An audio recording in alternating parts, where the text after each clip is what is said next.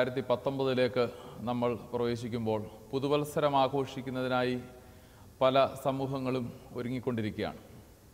പ്രത്യേകിച്ച് കേരളക്കരയിൽ ഈ അടുത്ത കാലത്തായി കൊച്ചി പോലെയുള്ള ചില പ്രദേശങ്ങളിൽ ഈ ജനുവരി മാസം 1-ാം തീയതിയോട് ചേർന്ന് പഴയൊരു വർഷം അവസാനിച്ച് പുതിയൊരു വർഷം വരുന്നതിൻ്റെ ആഘോഷങ്ങൾ വളരെയധികം ഒരു ഉത്സവമായി കാണാറുണ്ട്.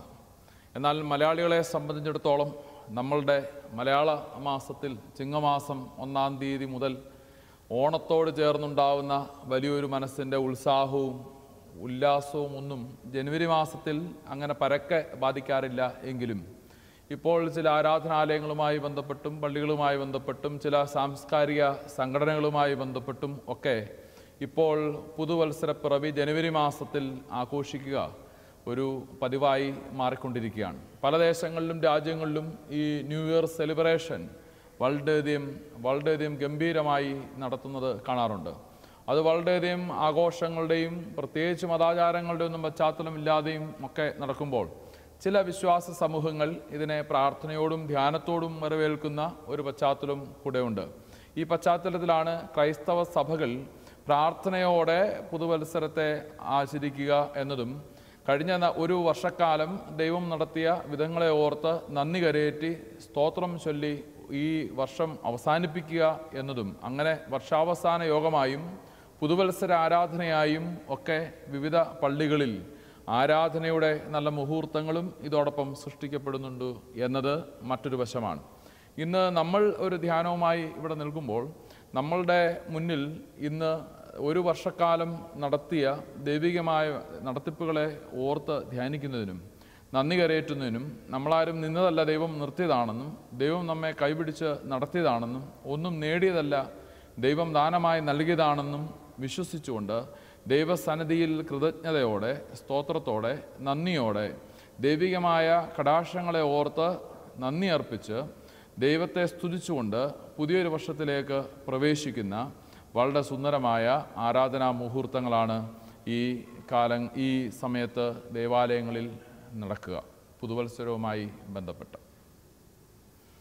യഹൂദന്മാരെ സംബന്ധിച്ചിടത്തോളം 2 പുതുവത്സരങ്ങളാണ് സാധാരണ ആചരിക്കാറുള്ളത്.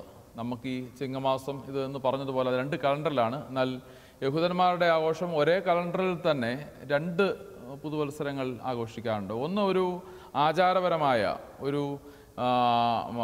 ഒരു മതപരമായ ഒരു പുതുവത്സരം. അത് 1-ാം മാസം യഹൂദന്മാരുടെ നിസാൻ മാസമാണ്. ഈ നിസാൻ മാസത്തിലാണ് അതിനെപ്പറ്റി മോശ വളരെ വ്യക്തമായി പഠിപ്പിക്കുന്നുണ്ട്. ആവർത്തന പുസ്തകം 16-ാം അധ്യായം 1-ാം വാക്യത്തിലും പുറപ്പാട് പുസ്തകം 12-ാം അധ്യായം 2-ാം വാക്യത്തിലും നമുക്കത് കാണാൻ സാധിക്കും.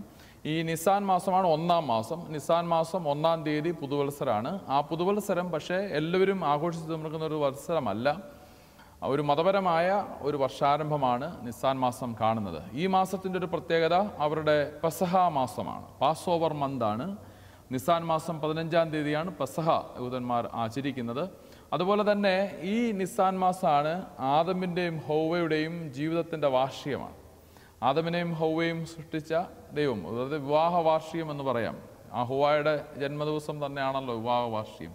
ഇതിൻ്റെ ഒരു ആനിവേഴ്സറി സെലിബ്രേഷനും കൂടാണ് നിസാൻ മാസം 1-ാം തീയതി യഹൂദന്മാർ ആചരിക്കുക. അന്ന് അവരുടെ പ്രാർത്ഥനകളും പരിപാടികളും വായനകളും ഒക്കെ ആ സമയത്ത് അവരുടെ പള്ളികളുമായി ബന്ധപ്പെട്ട് നടക്കുകയും ചെയ്യും. എന്നാൽ ഇവരുടെ സിവിൽ ന്യൂ ഇയർ, അവരുടെ ദേശീയമായ പുതുവത്സരം ആഘോഷിക്കുന്ന 1-ാം മാസമല്ല, 7-ാം മാസമാണ്. ഈ 7-ാം മാസത്തെ ടിഷ്റൈ എന്നാണ് പറയുന്നത്. ടിഷ്റി അല്ലെങ്കിൽ ട്രിഷ്റി എന്ന് പറയുന്ന ഈ 7-ാം മാസത്തെ ഹെഡ് ഓഫ് ദി ഇയർ എന്നാണ് പറയുന്നത്. ഈ സിവിൽ ന്യൂ ഇയർ സെലിബ്രേറ്റ് ചെയ്യുന്നത് ഈ 7-ാം മാസമാണ്, 1-ാം മാസത്തിലല്ല. ഈ 7-ാം മാസം ശബത്തിനെ ഓർമ്മിപ്പിക്കുന്ന മാസമാണ്, യോവേൽ സംവത്സരത്തെ ഓർമ്മിപ്പിക്കുന്ന മാസമാണ്. 7-ാം മാസം ശബത്ത് ആചരിക്കേണ്ടുന്ന മാസമാണ്. അതുകൊണ്ടാണ് ഇത് ഹെഡ് ഓഫ് ദി ഇയർ എന്ന് പറയുന്നത്. ഈ സമയത്താണ് സത്യത്തിൽ ഇവരെല്ലാവരെയും വിടുവിക്കുന്നതിൻ്റെയും വിടുതലിൻ്റെയും ഒക്കെ വളരെയധികം സന്തോഷമാണ്. അങ്ങനെ 7-ാം മാസത്തെ പുതിയ വത്സരം ശബത്തിൻ്റെയും യോവേൽ സംവത്സരത്തിൻ്റെയും ഒക്കെ അനുസ്മരിപ്പിക്കുന്ന 7-ാം മാസം, അല്ലെങ്കിൽ 1-ാം മാസം എന്ന നിസാൻ മാസം പുതുവത്സരം ആഘോഷിക്കുമ്പോൾ മോശയുടെ ക്രമപ്രകാരം ആചാരപ്രകാരം ഉള്ള ഒന്നാം മാസം പുതുവത്സരം ആചരിക്കുമ്പോൾ അത് പാസ് ഓവർ മന്ത് പെസഹായ, അതും വിടുതലിനെ ഓർമ്മിപ്പിക്കുന്നു. ആദമിലെയും ഹൗവയും ദൈവം സൃഷ്ടിച്ച് ആക്കി ഒരു കുടുംബജീവിതം അവർ ആരംഭിച്ച് അതിൻ്റെ ഒരു വാർഷികമായിട്ടും ഈ ലോകത്ത് കുടുംബം സ്ഥാപിക്കപ്പെട്ടതിൻ്റെ വാർഷികമായിട്ടും യഹൂദന്മാർ ആചരിക്കുന്നു എന്നതാണ്. എന്നാൽ യഹൂദന്മാരെ സംബന്ധിച്ച് പുതുവത്സരം രണ്ടുണ്ട്. ആ രണ്ടെണ്ണത്തിൽ വിവിധ ഘടകങ്ങളുണ്ട്. പ്രധാനമായും വിടുതലിൻ്റെ മഹോത്സവമായ പെസഹ, വിടുതലിൻ്റെയും സമാധാനത്തിൻ്റെയും ആചരണമായ ശബത്ത് അല്ലെങ്കിൽ ഓവൽ സംവത്സരത്തെ പ്രദാനം ചെയ്യുന്ന 7-ാം മാസം, ഓർക്കുന്ന 7-ാം മാസം, ഹെഡ് ഓഫ് ദി ഇയർ, ഇതെല്ലാം ഒരുമിച്ച് ഒരു പുതുവത്സരാഘോഷത്തിൽ യഹൂദ ക്രമപ്രകാരം ഉൾക്കൊണ്ടിട്ടുണ്ട് എന്ന് ഓർക്കേണ്ടത് ആവശ്യമാണ്. അതുമായി ബന്ധപ്പെട്ടാണ് നമ്മളിന്ന് ലൂക്കോസിൻ്റെ സുവിശേഷം 13-ാം അധ്യായം 6 മുതൽ 17 വരെയുള്ള വാക്യങ്ങൾ ഇന്ന് ധ്യാനത്തിനായി എടുത്തിരിക്കുന്നത്. മിക്ക പള്ളികളിലും പുതുവത്സരത്തിന് വായിക്കുന്ന ഒരു ഭാഗവും അതിനോട് ചേർന്നുള്ള ഏതാനും വാക്യങ്ങളുമാണ് എടുത്തിരിക്കുന്നത്. ലൂക്കോസ് എഴുതിയ സുവിശേഷം 13-ാം അധ്യായം 6 മുതൽ 17 വരെയുള്ള വാക്യങ്ങൾ. ഇവിടെ ലൂക്കോസ് എഴുതിയ സുവിശേഷത്തിൽ 2 വിവരണങ്ങളാണ് കാണാൻ സാധിക്കുന്നത്. ഒന്ന് യേശു പറഞ്ഞ ഒരു ഉപമയാണ്. 2 യേശു അഭിമുഖീകരിച്ച ഒരു സംഭവ വിവരണമാണ്. ഒരു രണ്ട് വിവരണങ്ങൾ. ഒന്നൊരു സംഭവ കഥയാണ്, ഒന്ന് യേശു പറഞ്ഞ ഒരു കഥയാണ്, മറ്റൊന്ന് യേശു കഥാപാത്രമായിരിക്കുന്ന ഒരു സംഭവ കഥയാണ്. ഈ 2 വിവരണങ്ങൾ അടുപ്പിച്ച് വെച്ചിരിക്കുന്നതിൽ ലൂക്കോസിന് വളരെയധികം വ്യക്തമായ ഒരു നിലപാടിൻ്റെ പുറത്തായിരിക്കും എന്നാണ് ചിന്തിക്കുന്നത്. നമ്മൾ പലപ്പോഴും വേദപുസ്തകത്തിലെ ഒന്നിലധികം പ്രത്യേകിച്ച് സുവിശേഷങ്ങൾ കാണുന്ന സംഭവങ്ങൾ കോർത്തിണക്കിയിരിക്കുന്നത് ഓരോ സുവിശേഷകരുടെയും പ്രത്യേകമായ ആലോചനകൾക്ക് അധിഷ്ഠിതമായിട്ടാണ്. ചിലർ ഒന്നാമത് പറഞ്ഞിരിക്കുന്ന കാര്യം യേശുവിൻ്റെ ജീവിത അവസാനത്ത് പറഞ്ഞിരിക്കുന്ന അതുപോലെ നമുക്ക് കാണാൻ സാധിക്കും. ഓരോ സംഭവത്തിനും മുന്നിലും പിന്നിലും പറഞ്ഞിരിക്കുന്ന വിവരണങ്ങൾ, ഉപമകൾ, സംഭവങ്ങൾ ഇത് നടന്ന സംഭവങ്ങളുടെ ക്രമപ്രകാരമല്ല, പിന്നെയോ സുവിശേഷകൻ പറയാൻ ഉദ്ദേശിക്കുന്ന സുവിശേഷത്തിൻ്റെ യേശുവിനെ പറ്റിയുള്ള മർമ്മത്തിന് വ്യക്തമായ ശക്തീകരണം ലഭിക്കത്തക്ക വിധത്തിൽ ആ സുവിശേഷ സന്ദേശത്തിന് ഏറ്റവും ഉചിതമായ വിധത്തിലുള്ളൊരു ക്രമമാണ് ഓരോ സുവിശേഷകരും പിന്തുടർന്നിരിക്കുന്നത്. അതുകൊണ്ട് ഈ ഒരു സംഭവത്തിൻ്റെ ആമുഖമായി ഒരു ഉപമ, യേശു പറഞ്ഞ ഒരു ഉപമ ഈ ലൂക്കോസ് സുവിശേഷകൻ രേഖപ്പെടുത്തുമ്പോൾ അതിന് ലൂക്കോസിന് വ്യക്തമായ ഒരു അജണ്ട ഉണ്ട് എന്ന് നാം അറിഞ്ഞിരിക്കേണ്ടത് ആവശ്യമാണ്. അതുകൊണ്ട് ഈ ആദ്യത്തെ ഉപമ എന്ന് പറയുന്നത് യേശു അത്തിയെ നോക്കി പറയുന്ന ഒരു ഉപമയാണ്. ഒരാൾക്ക് ഒരു മുന്തിരിത്തോട്ടത്തിൽ ഒരു അത്തി അതിൻ്റെ നടുവിൽ നിൽപ്പുണ്ടായിരുന്നു എന്നാണ്. ഒരു അത്തിവൃക്ഷം. അതിൽ ഫലം തിരഞ്ഞു, അത് കണ്ടില്ല. അങ്ങനെ 3 വർഷം അതിന് ഫലമില്ലായിരുന്നു. അത് വെട്ടിക്കളയാനായിട്ട് ഉടമസ്ഥൻ പറയുന്നു. അപ്പോൾ ഒരാൾ പറയുന്നു, ഇനിയും അതിനെ ഒന്ന് പരിപാലിച്ച് നോക്കാം, അത് ഇനിയും അടുത്ത വർഷവും ഫലം കായ്ക്കുന്നില്ലെങ്കിൽ വെട്ടിക്കളയാം എന്ന് പറയുന്നത്. ഇതാണ് ഉപമ, അത്രമാത്രമേ ഉള്ളൂ. ഒരു മുന്തിരിത്തോട്ടത്തിൻ്റെ നടുവിലെ അത്തിവൃക്ഷം. പല അത്തിവൃക്ഷങ്ങളെ പറ്റിയുള്ള ഉപമകളും കഥകളും സംഭവങ്ങളും ഒക്കെ പുതിയ നിയമത്തിൽ സുവിശേഷങ്ങൾ കാണാൻ സാധിക്കും. എന്നാൽ ഇവിടെ യേശു പറയുന്ന ഈ ഉപമയിൽ മുന്തിരിത്തോട്ടത്തിൻ്റെ നടുവിൽ നിൽക്കുന്ന അത്തിവൃക്ഷമാണ്. ആ ഒരു പ്രയോഗം വളരെ പ്രധാനമാണ്. മുന്തിരിത്തോട്ടത്തിൻ്റെ നടുവിലെ അത്തിവൃക്ഷം, അതവിടെ നിൽക്കട്ടെ. രണ്ടാമത്തെ യേശു തന്നെ പങ്കെടുത്തിരിക്കുന്ന ഒരു സംഭവമാണ്, യേശു അഭിമുഖീകരിക്കുന്ന ഒരു സംഭവമാണ്. ആ സംഭവത്തിൽ നമുക്ക് കാണാൻ സാധിക്കുന്നത് യേശു ഒരു ശബത്തിൽ ഒരു പള്ളിയിൽ യേശു ചെന്നു. ശബത്തിൽ ഒരു പള്ളിയിൽ ചെല്ലുമ്പോൾ 18 വർഷം കൂനിയായിരുന്ന ഒരു സ്ത്രീ അവിടെ ഉണ്ടായിരുന്നു. യേശു ശബത്തിൽ ആ പള്ളിയിൽ വെച്ച് ആരാധനാ മധ്യത്തിൽ തന്നെ ഈ സ്ത്രീയെ തൊടുകയും ഈ സ്ത്രീക്ക് സൗഖ്യം വരികയും ചെയ്തു. അപ്പോൾ ഈ പള്ളിയുടെ അധികാരി യേശുവിനെ വന്ന് ശാസിക്കുന്നു. യേശുവിനെ ശാസിച്ചുകൊണ്ട് പറയുന്നത്, ശബത്തിലാണോ സുഖമാക്കേണ്ടത്, ശബത്തല്ലാത്തൊരു ദിവസം നിനക്ക് സുഖമാക്കിക്കൂടെ എന്ന് ചോദിക്കുന്നു. അപ്പോൾ യേശു 2 ചോദ്യങ്ങൾ ചോദിക്കുന്നു. നിങ്ങൾ ശബത്ത് ദിവസം നിങ്ങൾക്ക് വരുമാനം നൽകുന്നതായ കാളയെയും കഴുതയെയും നിങ്ങൾ അഴിക്കുകയും കെട്ടുകയും ചെയ്യുന്നത് ഒരു ജോലിയല്ലേ എന്ന് ചോദിക്കുന്നു.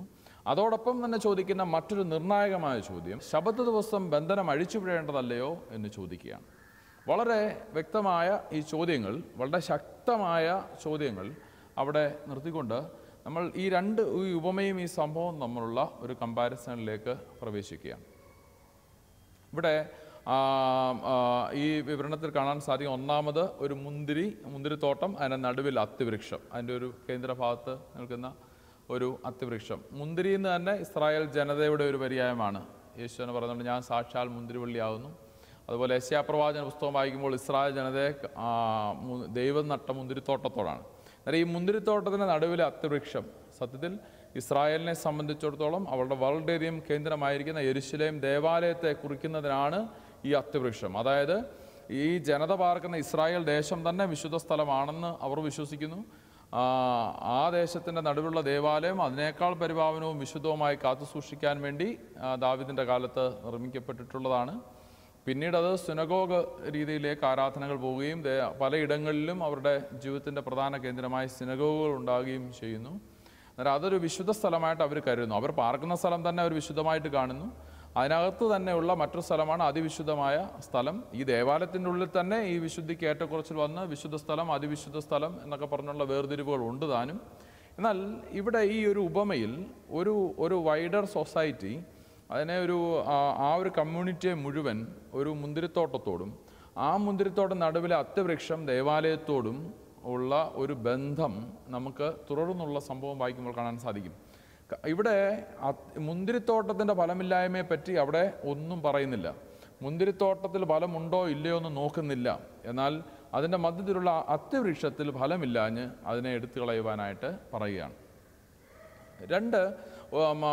ഇവിടെ നമുക്ക് കാണാൻ സാധിക്കുന്ന ഈ സംഭവത്തിൽ ഒരു ശബത്തിൽ ഒരു പള്ളിയിൽ ആയിരിക്കുമ്പോഴാണ് ഈ രോഗിയെ സൗഖ്യമാക്കുന്ന സംഭവവും സംവാദവും ഉണ്ടാകുന്നത്.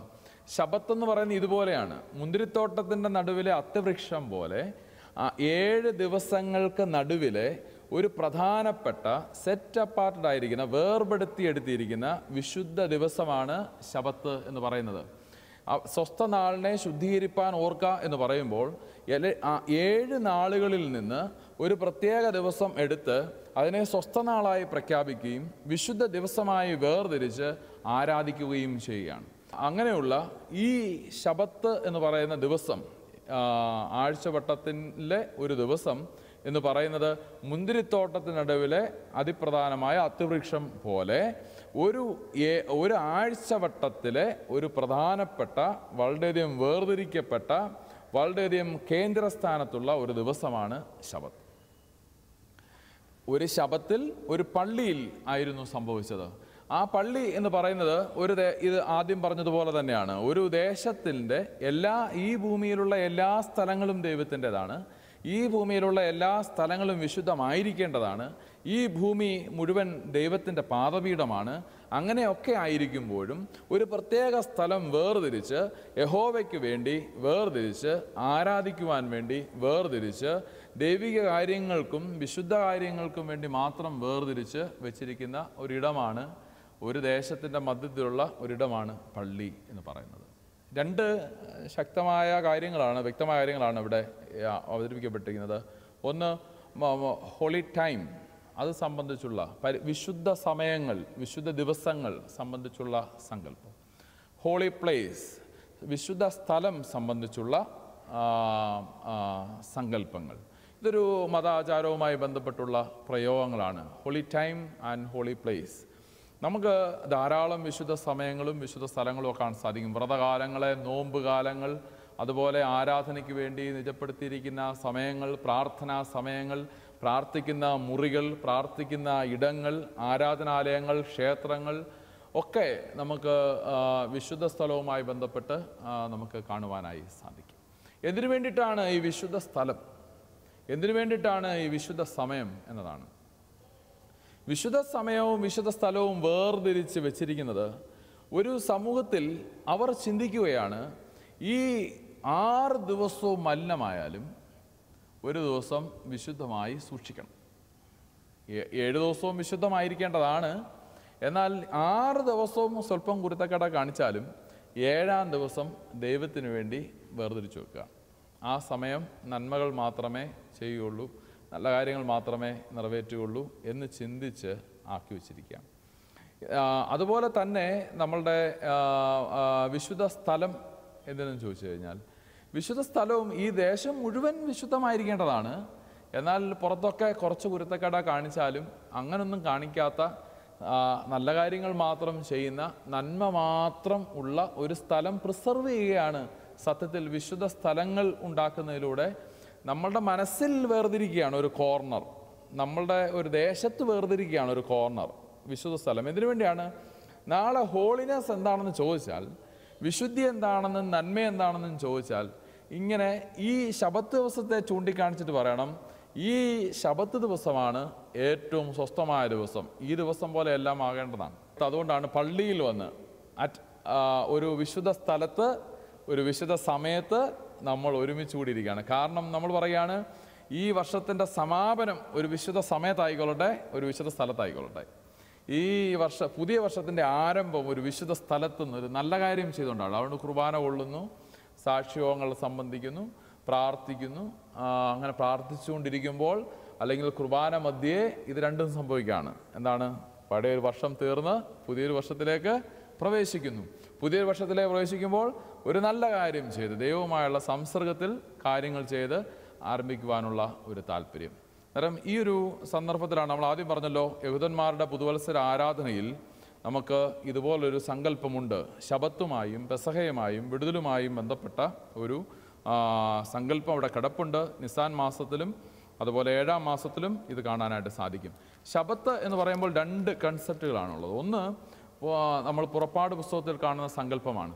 പുറപ്പാട് പുസ്തകത്തിൽ കൽപ്പനകൾ പറയുന്ന കൂട്ടത്തിൽ ശബത്ത് ആചരിക്കണമെന്ന് മോശ പറയുമ്പോൾ, 10 കൽപ്പന കൊടുക്കുമ്പോൾ, ശബത്ത് എന്തിനാചരിക്കണമെന്ന് പറയുന്നത്? ശബത്ത് ആചരിക്കേണ്ടതിൻ്റെ ആവശ്യകത എന്ന് ചോദിച്ചു കഴിഞ്ഞാൽ, ശബത്ത് ദൈവം വിശ്രമിച്ചതിൻ്റെ പ്രതീകമായി, അതിൻ്റെ ഓർമ്മയ്ക്കായി നിങ്ങളും വിശ്രമിക്കണം എന്നുള്ളതാണ്. അത് സൃഷ്ടിപരമായിട്ട് ബന്ധപ്പെട്ടാണ്. 6 ദിവസം ദൈവം അധ്വാനിച്ചു, 7-ാം ദിവസം വിശ്രമിച്ചു. അങ്ങനെയെങ്കിൽ നമ്മളും വിശ്രമിച്ച് സ്വസ്ഥത ആചരിക്കണം എന്നതാണ്. എന്നാൽ ആവർത്തന പുസ്തകം 5-ാം അധ്യായത്തിൽ കാണുന്ന 10 കൽപ്പനയുടെ വിവരണത്തിൽ ശബത്ത് ആചരിക്കുന്നതിൻ്റെ കാരണം മറ്റൊന്നാണ് പറയുന്നത്. അത് ഞാൻ വായിച്ച് കേൾപ്പിക്കാം. നിങ്ങൾ ശബത്ത് ആചരിക്കുമ്പോൾ ശബത്ത് നാൾ ശുദ്ധീകരിച്ച് ആചരിക്കുക. 6 ദിവസം അധ്വാനിച്ച് നിന്റെ വേലയൊക്കെയും ചെയ്യുക. നിന്റെ വേലക്കാരനും വേലക്കാരത്തിയും നിന്നെപ്പോലെ സ്വസ്ഥമായിരിക്കേണ്ടതിന് തന്നെ.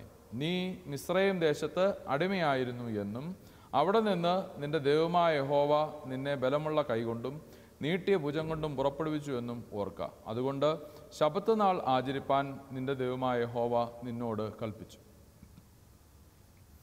എന്തിനുകൊണ്ട് ശബത്ത് ആചരിക്കണമെന്ന് ചോദിച്ചാൽ, നിങ്ങൾ അടിമകളായിരുന്ന നിങ്ങളെ ദൈവം പെസഹായിലൂടെ നിങ്ങളെ വിടുവിച്ചു. നിങ്ങളെ നീട്ടി ഭുജത്താൽ വിടുവിച്ചു. നിങ്ങളെ വിടുവിച്ചതിൻ്റെ സൂചകമായും നിങ്ങൾ അടിമകളായിരുന്നു എന്ന് ഓർക്കേണ്ടതിനും നിങ്ങളെപ്പോലെ നിങ്ങളുടെ വീട്ടിൽ വേല ചെയ്യുന്നവർ വിശ്രമിക്കേണ്ടതിനും നിങ്ങൾ ശബത്ത് ആചരിക്കണം എന്നതാണ്. അന്നേരം ഈ ഒരു കൺസെപ്റ്റ് ഒരിടത്ത് വിടുതലിൻ്റെ ഓർമ്മയാണ് ശബത്ത്, മറ്റൊരിടത്ത് സ്വസ്ഥതയുടെ ഓർമ്മയാണ് ശബത്ത്. രണ്ടിലും ആചരിക്കേണ്ടത് വിശ്രമമായിട്ടാണ്. എന്നാൽ യേശു അതിൻ്റെ അർത്ഥത്തിലാണ് ഇവിടെ പറയുന്നത്, ഇവൾ അബ്രഹാമിൻ്റെ മകളാകയാൽ ഇവളുടെ ബന്ധനം അഴിച്ചുവിടേണ്ടതല്ലയോ ഈ ശബത്ത് നാളിൽ എന്ന് സൂചിപ്പിക്കുന്നത് ശബത്ത് വിടുതലിൻ്റെ ദിനമാണ് എന്ന ശക്തീകരണത്തിൽ നിന്നുകൊണ്ടാണ്. അത് ആവർത്തന പുസ്തകത്തിൽ പറയുന്ന ഒരു ശക്തീകരണമാണ്. ഈ ശക്തീകരണത്തിൽ നിന്നുകൊണ്ട് ദൈവികമായ വിടുതലിൻ്റെയും സ്വസ്ഥതയുടെയും സമ്പൂർണതയുടെയും അടയാളമായ ഈ ശബത്ത് നാളിൽ ഒരു കൂനിയായ സ്ത്രീ ഇരിക്കുകയാണ്. ഈ ശബത്തുകൾ എത്ര കഴിഞ്ഞു? 18 വർഷം ഈ പള്ളിയിൽ വിശുദ്ധ സ്ഥലത്ത് വിശുദ്ധമായ ദിവസം ശബത്ത് നാളുകൾ ആചരിച്ച് ഒരു സ്ത്രീ കൂനിയായിട്ടിരിക്കുമ്പോൾ അവിടെ വന്ന ആർക്കും ഈ കൂനിയായ സ്ത്രീക്ക് വിടുതൽ നൽകാൻ ആഗ്രഹമില്ലാതെ പോയിരിക്കുന്നു എന്നതാണ്. പ്രിയരെ, ദേവാലയം എന്തിനു വേണ്ടിയിട്ടുള്ളതാണ്? വിശുദ്ധ ദിവസം എന്തിനു വേണ്ടിയിട്ടുള്ളതാണ്? അതുപോലെ ഈ വൃക്ഷം എന്തിനു വേണ്ടിയിട്ടുള്ളതാണ്? ഫലമില്ലാത്ത വൃക്ഷം, നന്മ പുറപ്പെടുവിക്കാത്ത ആചാരങ്ങൾ, ഇതെല്ലാം നിഷ്ഫലമാണ് എന്ന് പറയാണ്. അത്തിവൃക്ഷം വെട്ടിമാറ്റുന്നതിന് മുമ്പ് ഈ ഉടമസ്ഥൻ പറയുന്നത് ഈ സ്ഥലം പാഴാക്കാതിരിക്കാൻ ഈ അത്തിവൃക്ഷം വെട്ടിമാറ്റാനാണ് പറയുന്നത്. ഫലമില്ലാത്ത വൃക്ഷം ആ സ്ഥലം തന്നെ പാഴാക്കുന്നു എന്നൊരു കൺസെപ്റ്റാണ് അവിടെ പറയുന്നത്. ഫലമില്ലാതെ ഈ അത്തിവൃക്ഷം അവിടെ എന്തിനു നിൽക്കണം? വർഷങ്ങളായി 3 വർഷം ഫലം കായ്ക്കാതെ നിൽക്കുകയാണ്. അങ്ങനെ അതിനെ മാറ്റിക്കളക. ഇവിടെ 18 വർഷം ഫലം കായ്ക്കാത്ത, 18 വർഷം ഒരു ഗുണവും ഈ കൂനിയായ സ്ത്രീക്ക് ഉണ്ടാകാത്ത ഒരു പ്രത്യേകമായ സംസ്കാരം ഈ പള്ളിക്കകത്ത് ഉണ്ടായിരിക്കുകയാണ്. പള്ളിക്കകത്തേക്ക് വന്നിരിക്കുന്ന ബലഹീനയായ ഒരു സ്ത്രീയെ ശ്രദ്ധിക്കാനോ അവർക്ക് സൗഖ്യം നൽകാനോ അവർക്ക് സുഖമില്ലാത്തതിൽ മനസ്സിന് യാതൊരു വേദനയില്ലാത്തതായ ഒരു സമൂഹം അവിടെ ഇരിക്കുമ്പോൾ സത്യത്തിൽ ആ സ്ത്രീക്ക് സൗഖ്യം കൊടുക്കേണ്ടത് അവരുടെ ഒരു ഉത്തരവാദിത്തമായിരിക്കെ അവർ ആ ഉത്തരവാദിത്തമെല്ലാം മറന്നിട്ട് സൗഖ്യം കൊടുത്ത യേശുവിനെ ചോദ്യം ചെയ്യുകയാണ്. അവിടെയാണ് ശബത്ത് ഗുണമില്ലാതെ പോകും. ശബത്ത് ദൈവികമാണ് എന്ന് പറയുമ്പോൾ അത് വിടുതലിന് വേണ്ടിയുള്ള ആചാരമായിരുന്നു. ഇപ്പോൾ അത് അടിമത്തത്തിന് വേണ്ടിയുള്ള ആചാരമാണ്. യേശു ശബത്തിനെ മറ്റൊരിടത്ത് വിമർശിക്കുന്നുണ്ടല്ലോ. യേശു പറയുന്നു ശബത്ത് മനുഷ്യന് വേണ്ടി ഉള്ളതാണ്, മനുഷ്യൻ ശബത്തിന് വേണ്ടി ഉള്ളതല്ല. പൊതുവെ പറഞ്ഞു കഴിഞ്ഞാൽ ആചാരങ്ങൾ മനുഷ്യൻ്റെ നന്മയ്ക്ക് വേണ്ടിയിട്ടുള്ളതാണ്, അല്ലാതെ ആചാരങ്ങൾക്ക് വേണ്ടി ബലി കഴിക്കാനുള്ളതല്ല മനുഷ്യജീവിതം എന്നതാണ് യേശു പഠിപ്പിക്കുന്നത്. ആരാധനാലയങ്ങൾ മനുഷ്യൻ്റെ നന്മയ്ക്കും വിടുതലിനും വേണ്ടിയിട്ടുള്ളതാണ്, ആരാധനാലയങ്ങൾക്ക് വേണ്ടി തുലയ്ക്കുവാനുള്ളതല്ല മനുഷ്യജീവിതം എന്നൊരു ശബ്ദവും അതിനകത്തുണ്ട്. അതുകൊണ്ട് പള്ളിയും ഈ വിശുദ്ധ ദിവസം ആചരണവും ഒക്കെ നല്ലതാണ്. അത് അവിടെ കടന്നു വന്നിരിക്കുന്ന ഈ കൂനിയായ സ്ത്രീക്ക് നിവർന്നു നിൽക്കാൻ കെൽപ്പ് പകരുന്നതാണെങ്കിൽ, ഫലമില്ലാത്ത കഴിഞ്ഞ 18 വർഷത്തെ ശബത്താചരണവും കഴിഞ്ഞ 18 വർഷത്തെ പള്ളിപ്പരിപാടികളും യേശു ചോദ്യം ചെയ്യുകയാണ്. യേശു ഇവിടെ ഒരു മാറ്റം വരുത്തുകയാണ്. യേശു ആ സ്ത്രീയെ തൊടുകയും സൗഖ്യമാക്കുകയും നിവർന്നു നിന്ന ആ സ്ത്രീ ദൈവത്തെ മഹത്വപ്പെടുത്തി കടന്നു പോവുകയും ചെയ്യുകയാണ്. ഫലമില്ലാത്ത നമ്മളുടെ ആത്മീയ ജീവിതം എന്തിനു വേണ്ടി ഉള്ളതാണ്? ഫലമില്ലാത്ത അത്തിവൃക്ഷമായാലും, ഫലമില്ലാത്ത വിശുദ്ധ സ്ഥലമായാലും, ഫലമില്ലാത്ത വിശുദ്ധ ദിവസങ്ങളായാലും അത് ഫലരഹിതമാണെങ്കിൽ അത് നീക്കം ചെയ്യപ്പെടേണ്ടതാണ് എന്ന് നമ്മെ ഈ ഭാഗം ഓർമ്മിപ്പിക്കുകയാണ്. നമ്മളിപ്പോൾ ഒരു പുതിയ വർഷത്തിലേക്ക് പ്രവേശിക്കാൻ വേണ്ടി മാനസികമായി ഒരുങ്ങുമ്പോൾ നമ്മൾ റിവ്യൂവിന് തയ്യാറാണ്, ഒരു പുനഃപരിശോധനയ്ക്ക്. നമ്മൾ ഇപ്പോൾ ആയിരിക്കുന്ന മതപരമായ ആധ്യാത്മികമായ ചില കെട്ടുപാടുകൾ, അത് നാം ഉപയോഗിക്കുന്ന ദൈവവചനമായിക്കൊള്ളട്ടെ, നാം ചേർന്ന് നിൽക്കുന്ന ആരാധനാലയങ്ങളായിക്കൊള്ളട്ടെ, നാം വളരെയധികം പ്രധാനമെന്ന് പറയുന്ന ആചാരങ്ങളായിക്കൊള്ളട്ടെ, ഈ പുതുവത്സരത്തിൽ നമ്മളുടെ ആചാരങ്ങളുമായി ബന്ധപ്പെട്ട പ്രവൃത്തികളും വിശ്വാസങ്ങളുമായി ബന്ധപ്പെട്ട പ്രവൃത്തികളും നമ്മൾ ഈ ലോകത്തിൽ നിറവേറ്റിക്കൊണ്ടിരിക്കുന്ന സാമൂഹികമായ കർമ്മങ്ങളും ധർമ്മങ്ങളും ഇതൊക്കെ ഒന്ന് വിശകലനം ചെയ്യുവാൻ വേണ്ടിയുള്ളതാണ് ഈ പുതുവത്സരം. ഞാൻ ഈ മണ്ണിൽ ഉറച്ചു നിൽക്കുന്നത് കൊണ്ട് ഈ ലോകത്തിൽ എന്ത് ഫലമാണ് പുറപ്പെടുവിക്കുന്നത്? ഒരു അത്തിവൃക്ഷം ചോദിക്കേണ്ടതാണ്. ഓരോ ആചാരങ്ങളോടും ചോദിക്കുക, ഈ ആചാരം ആചരിക്കുന്നത് കൊണ്ട് ബന്ധനസ്ഥനാക്കപ്പെടുകയാണോ സ്വാതന്ത്ര്യം അനുവദിക്കപ്പെടുകയാണോ എന്നുള്ളതാണ്. ഇവിടെ ഈ പള്ളിയും പട്ടക്കാരും ഒരു മതസമൂഹങ്ങളും ചേർന്ന് മനുഷ്യരെ ആചാരങ്ങളുടെ ബന്ധനത്തിലാക്കുകയാണോ, അതോ ഈ ജീവിതത്തിൻ്റെ ആഘോഷത്തിലേക്കും സന്തോഷത്തിലേക്കും സൗഖ്യത്തിലേക്കും ജനങ്ങളെ നയിക്കുന്നതാണോ എന്നതാണ് വളരെ പ്രസക്തമായ ചോദ്യം. നമ്മൾ ഒരു വൃദ്ധനായ മനുഷ്യൻ്റെ അടുക്കൽ വന്ന്, താങ്കൾ ഇത്രയും വയസ്സനായി പോയല്ലോ, പഴയ മനുഷ്യനാണല്ലേ എന്ന് പറയുമ്പോൾ അദ്ദേഹം അടുത്ത് നിന്ന് ഒരു ആപ്പിൾ മരത്തിലേക്ക് ചൂണ്ടിക്കാട്ടിയിട്ട് പറയുകയാണ്, നോക്കൂ, ആ ആപ്പിൾ മരം കാണൂ, ഈ ആപ്പിൾ മരത്തിന് എത്രയോ വയസ്സുണ്ട്, പക്ഷേ ആ ആപ്പിൾ മരം ഓരോ വർഷങ്ങളിലും പുതുകി വരുന്നത് ഞാൻ കാണുന്നു. ആ ആപ്പിൾ മരത്തിൽ ധാരാളം പുതിയ പൂക്കൾ ഉണ്ടാകാറുണ്ട്, ധാരാളം പുതിയ കായ്കൾ ഉണ്ടാകാറുണ്ട്. ആ ആപ്പിൾ മരം വളരെ പഴകിയതാണെങ്കിലും അതിൻ്റെ ശിഖരങ്ങൾ പലതും പുതിയതാണ്, അതിൻ്റെ ശിഖരങ്ങൾ പലതും പുതിയതാണ്, അതിൻ്റെ ഫലങ്ങൾ പലതും പുതിയതാണ്. പ്രിയരെ, നമ്മൾ ഈ 2018 കഴിഞ്ഞ് 2019 പോകുമ്പോൾ പുതിയ മുകുളങ്ങളും പുതിയ ശാഖകളുമൊക്കെയുള്ള ഒരു മരമായി നമ്മളെ തന്നെ സങ്കല്പിക്കുകയാണെങ്കിൽ സത്യത്തിൽ നമ്മൾ പഴകുകയല്ല, നമ്മൾ വളരുകയാണ്. വളർച്ചയിൽ പുതിയ മരങ്ങളും പുതിയ ശാഖകളും പുതിയ വിത്തുകളും പുതിയ നന്മകളും സാധ്യതകളും ഒക്കെ അടങ്ങുന്ന വലിയൊരു ജീവിത ശൈലിയാണ്. ഓരോ ദിവസവും നമ്മൾ പുതിയതായി വളരുകയാണ്. നമ്മളിൽ പുതിയ പൂക്കൾ ഉണ്ടാകുവാനുള്ള സാധ്യതയുണ്ട്, പുതിയ ശാഖകൾ ഉണ്ടാകുവാനുള്ള സാധ്യതയുണ്ട് എന്നതാണ്.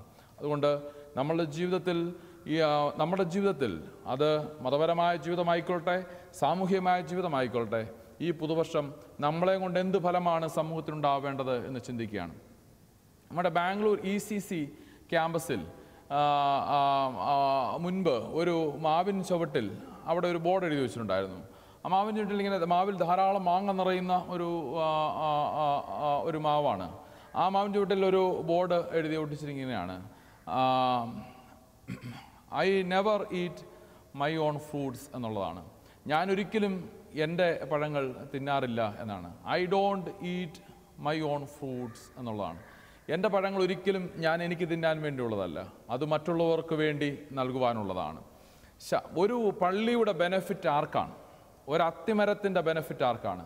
സ്വയം മണ്ണിൽ വേരുകളിറക്കി വളം വലിച്ചെടുത്ത് സ്വയം പുഷ്ടിപ്പെട്ട് അവിടെ ഇങ്ങനെ പടർന്നു പന്തലിച്ച് നിൽക്കുക എന്നതിനപ്പുറമായി നീ എത്രത്തോളം തണൽ പകരാൻ നിൻ്റെ ഈ നിലനിൽപ്പ് കൊണ്ട് സാധ്യമായി? നിന്റെ നിലനിൽപ്പ് കൊണ്ട് എത്ര പേർക്ക് ഭക്ഷണം നൽകാൻ സാധിച്ചു? നിന്റെ ഫലം എത്ര പേർക്ക് അനുഭവിപ്പാനും ആസ്വദിപ്പാനും സാധിച്ചു? ഇവിടെ നോമ്പുകളും വ്രതങ്ങളും അതുപോലെ ആചാരങ്ങളും അനുഷ്ഠാനങ്ങളും, കേരളം എന്ന് പറയുന്ന ആനകളുടെയും ആത്മീയതയുടെയും നാടാണെന്നാണ് പറയുന്നത്. ഇവിടെ ജാതി മതഭേദമന്യേ അവരവരുടെ ചിട്ടകളനുസരിച്ച് എല്ലാ ആചാരങ്ങളും നടക്കുന്നു. ക്വസ്റ്റ്യൻ ഇതാണ്, നമ്മളുടെ ആധ്യാത്മിക ജീവിതം കൊണ്ട് എൻ്റെ അയൽക്കാരൻ എന്താണ് ഗുണം എന്നതാണ്. എൻ്റെ പള്ളി ഇവിടെ നിൽക്കുന്നത് കൊണ്ട് ഈ പള്ളിയിൽ വരാത്ത മറ്റു മതസ്ഥർക്ക് എന്താണ് ഗുണം? അതുകൊണ്ട് ഇവിടെ ഒരു അത്തിമരം നിൽക്കുന്നത് കൊണ്ട് ചുറ്റുപാടുകൾക്ക് എന്താണ് ഗുണം? ഫലമില്ലായ്മയാണ് പറയുവാനുള്ളതെങ്കിൽ, ഇതുകൊണ്ട് വലിയ ഗുണമൊന്നുമില്ല എന്ന് പറയാനാണെങ്കിൽ, നാം നമ്മളുടെ ആരാധനാലയങ്ങളെപ്പറ്റിയും നമ്മളുടെ ആരാധനാ രീതികളെപ്പറ്റിയും നമ്മളുടെ സാമൂഹ്യമായ നിലനിൽപ്പിനെ പറ്റിയും ചിന്തിക്കേണ്ടത് ആവശ്യമാണ്. ടാഗോറിൻ്റെ വളരെ പ്രസിദ്ധമായ കവിതയുടെ ഒരു ഭാഗമാണല്ലോ, silence my soul, these trees are prayers, I asked the tree, tell me about God, then it blossomed. Tell me about God, then it blossomed. നീ ദൈവത്തെ പറ്റി പറയുക എന്ന് ഞാൻ പറഞ്ഞപ്പോൾ ആ ചെടി പൂത്തുലഞ്ഞു എന്നാണ് പറയുന്നത്. പ്രിയരെ, നമ്മുടെ ഉള്ളിൽ ദൈവം വസിക്കുന്നു എന്ന്, നമ്മുടെ ഉള്ളിൽ ഈശ്വരൻ വസിക്കുന്നു എന്ന് നാം പറയുന്നുവെങ്കിൽ, നാം ഈശ്വരൻ്റെ പിന്നാലെ അനുഗമിക്കുന്ന ആളുകളാണ് എന്ന് പറയുന്നുവെങ്കിൽ, നാം ദൈവത്തിൻ്റെ പിന്നാലെ പിന്തുപറ്റുന്ന ആൾക്കാരാണ് എന്ന് പറയുന്നുവെങ്കിൽ, ദൈവജനമാണെന്ന് പറയുന്നുവെങ്കിൽ, അതിൻ്റെ ഫലം മറ്റുള്ളവർ നമ്മൾ മധുരകരമായ ഫലങ്ങൾ കൊണ്ടും മറ്റുള്ളവർക്ക് സുഗന്ധം പകർത്തുന്ന സുന്ദരമായ പുഷ്പങ്ങൾ പുഷ്പിക്കുന്നത് കൊണ്ടും മറ്റുള്ളവർക്ക് തണൽ പകരുന്നത് കൊണ്ടുമാണ് അനുഭവിപ്പാൻ സാധിക്കുന്നത്. യേശു ഒരിക്കൽ പറഞ്ഞു, സ്വർഗരാജ്യം കടുകുമണിയോട് സദൃശ്യമാണ്. അത് വളർന്ന് വലുതായി അതിൽ ചെറിയ കുഞ്ഞു കുരുവികൾ വന്ന് കൂടുവെച്ചു. ആ കടുകുമണികൾ ചിലതൊക്കെ തിന്നുകളഞ്ഞു, മറ്റ് ചില ചെറിയ പ്രാണികൾ വന്നതിൽ കൂടുവെച്ചു, ചിലത് ആ തണലിൽ വസിച്ചു പാർത്തു എന്ന് പറയും. ഇതാണ് ദൈവരാജ്യം എന്ന് പറയുന്നത്. ഒരു ചെടി വളർന്ന് മറ്റുള്ളവർക്ക് ഫലം പകരുമ്പോഴാണ് ദൈവരാജ്യം ഉണ്ടാകുന്നത്. ഒരു ചെറിയ ദൈവജനം വളർന്ന് മറ്റുള്ളവർക്ക് സഹായമായി മാറുമ്പോഴാണ് ദൈവരാജ്യം ഉണ്ടാകുന്നത്. നമ്മളുടെയൊക്കെ നിലനിൽപ്പ് ആർക്കാണ് ഇവിടെ ആവശ്യം എന്ന് നാം ചിന്തിക്കേണ്ടത് ആവശ്യമാണ്. നമ്മളുടെ വാക്കുകൾ, നമ്മളുടെ പ്രവൃത്തികൾ, ഇത് ഈ സമൂഹത്തിന് ആവശ്യമാണോ? ഇവിടെ ഏതെങ്കിലും ഒരു പഞ്ചായത്ത് ഡിമാൻഡ് ചെയ്യുന്നുണ്ടോ നമുക്കൂടെ ഈ പള്ളിയിലുള്ള ആൾക്കാർ അല്ലെങ്കിൽ ഇന്ന മതവിഭാഗം ഈ പഞ്ചായത്തിൽ അനിവാര്യമാണെന്ന് ആരാണ് പറയുന്നത്? നമ്മളെയും കൊണ്ട് ഗുണമുണ്ടാകുമ്പോഴാണ്. അതുകൊണ്ട് റോബിൻ ശർമ്മയുടെ വളരെ പ്രസിദ്ധമായൊരു പുസ്തകത്തിൻ്റെ ടൈറ്റിലിങ്ങനെയാണ്, who will cry when I die? ഞാൻ മരിക്കുമ്പോൾ, ഞാൻ ഇല്ലാണ്ടാകുമ്പോൾ ആരാണ് കരയുക എന്നുള്ളതാണ്. നമ്മളുടെ സഭ ഈ മലങ്കര ദേശത്തില്ലാതായാൽ ഏത് സമൂഹമായിരിക്കും കരയുക? അതോ സമാധാനമായി എന്നാണോ ചിന്തിക്കുക? നമ്മൾ നടത്തുന്ന പ്രവർത്തനങ്ങൾ മറ്റുള്ളവർക്ക് അനുഗ്രഹമാണോ? അതോ മറ്റുള്ളവരുടെ വെള്ളവും വളവും വലിച്ചെടുത്ത് നാം വളരുകയാണോ? നമ്മൾ വലിച്ചെടുത്ത വെള്ളത്തേക്കാൾ ഫലത്തേക്കാൾ അധികമായി ഈ ലോകത്തിന് ഫലം പുറപ്പെടുവിക്കുവാൻ സാധിക്കുന്നുണ്ടോ? നമ്മളുടെ ആധ്യാത്മിക സംഘടനകൾ നടത്തുന്ന പല പ്രസ്ഥാനങ്ങളും ദേശത്തിന് അനുഗ്രഹമാണോ എന്ന് നാം ചിന്തിക്കണം. നമ്മൾ നടത്തുന്ന ആശുപത്രികൾ, വിദ്യാഭ്യാസ സ്ഥാപനങ്ങൾ ദേശത്തിനൊരു ഭാരമാണോ അതോ ദേശത്തിന് ഒരു അനുഗ്രഹമാണോ എന്ന് ചിന്തിക്കണം. നമ്മുടെ ചാലക്കുടി താലൂക്ക് ആശുപത്രിയിലെ ഡോക്ടർ രാജേഷ് കെ തങ്കപ്പൻ, അദ്ദേഹത്തെ അവിടെ നിന്ന് ട്രാൻസ്ഫർ ആക്കുകയാണ്. തൃശ്ശൂർ മെഡിക്കൽ കോളേജിലേക്ക് ഡോക്ടർ രാജേഷിനെ മാറ്റുവാനായിട്ട് ശ്രമിക്കുമ്പോൾ ആ മുനിസിപ്പാലിറ്റിയും ആ ചാലക്കുടി താലൂക്കിലുള്ള എല്ലാ ആൾക്കാരും ഒരുമിച്ച് കൂടി വളരെ വലിയൊരു പ്രക്ഷോഭം നടത്തി. ഞങ്ങൾക്ക് ഈ ഡോക്ടറെ ആവശ്യമാണ്, ഈ ഡോക്ടറെ ഇവിടുന്ന് മാറ്റുവാൻ പാടില്ല, കാരണം ഞങ്ങൾ പാവങ്ങളുടെ സർജറി ഏറ്റവും നിസ്സാരമായ ഇളവുകളിൽ വളരെ വിദഗ്ധമായി പൂർത്തീകരിച്ച ഈ സർജനെ ഞങ്ങൾ ചാലക്കുടിക്കാർക്ക് വേണം എന്ന് പറഞ്ഞ് MLA ഉൾപ്പെടെ എല്ലാവരും ഇടപെട്ട ഒരു സംഭവമാണ്. ചാലക്കുടി ദേശത്തുള്ള സാധാരണക്കാരെല്ലാം ഹോസ്പിറ്റലിൻ്റെ അടുക്കൽ വന്ന് നിൽക്കുകയാണ്, ഞങ്ങൾ ഈ ഡോക്ടറെ വിടില്ല, ഈ ഡോക്ടറെ ഞങ്ങൾക്ക് വേണം എന്നത്. പ്രിയരെ, നമ്മൾ ഈ പുതുവത്സരത്തെ ചിന്തിക്കണം. ഈ സമൂഹത്തെ ഈ ദേശത്തിന് വേണമെന്ന്, ഈ കുടുംബത്തെ ഈ ദേശത്തിന് വേണമെന്ന്, ഞാനെന്ന വ്യക്തിയെ എൻ്റെ കുടുംബത്തിനും ദേശത്തിനും ഈ സമൂഹത്തിനും വേണമെന്ന് ഡിമാൻഡ് ചെയ്യാൻ എന്നിൽ എന്താണ് ഉള്ളത് എന്നതാണ്. ഫലമില്ലാത്ത അത്തികൾ ഈ മണ്ണിന് ഭാരമാണ്. ഫലമില്ലാത്ത ആചാരങ്ങൾ ഈ മണ്ണിന് ശാപമാണ്. ഫലം പകരാത്ത പള്ളികൾ ഈ ദേശത്തിന് ഒരു ബാധ്യതയാണ്. അതുകൊണ്ട് ഫലമുള്ള അത്തിമരങ്ങളായി ജീവിതത്തെ രൂപാന്തരപ്പെടുത്തുവാനും നമുക്ക് സാധിക്കണം. അങ്ങനെ സാധിക്കുമ്പോഴാണ് പുതിയൊരു വർഷം അനുഗ്രഹത്തിൻ്റെ ആയി മാറുന്നത്. ആ വർഷം പെസഹായുടെ പുതുവത്സരമാകട്ടെ, വിടുതലിൻ്റെ പുതുവത്സരമാകട്ടെ, എല്ലാവർക്കും വിടുതൽ പകരുന്ന യോവേൽ ദിനങ്ങളുടെ പുതുവത്സരമാകട്ടെ എന്ന് പ്രാർത്ഥിക്കുകയും കൃപകളും സന്തോഷവും ആനന്ദവുമുള്ള പുതുവത്സരം എല്ലാവർക്കും ആശംസിക്കുകയും നമ്മളുടെ ആയുസ്സും ജീവിതവും കൊണ്ട് നന്മകൾ മറ്റുള്ളവർക്ക് പകരാൻ, എല്ലാവർക്കും നമ്മളെ വേണം എന്ന് തോന്നുവാൻ, നമ്മളുടെ അഭാവം അവരുടെ കണ്ണുകൾ നനയിക്കുന്നതാകുവാൻ തക്കവണ്ണം ദൈവത്തിൻ്റെ ആത്മാവ് സഹായിക്കുകയും കരുണ കൊണ്ട് ദൈവം നമ്മെ നിറയ്ക്കുകയും ചെയ്യുമാറാകും.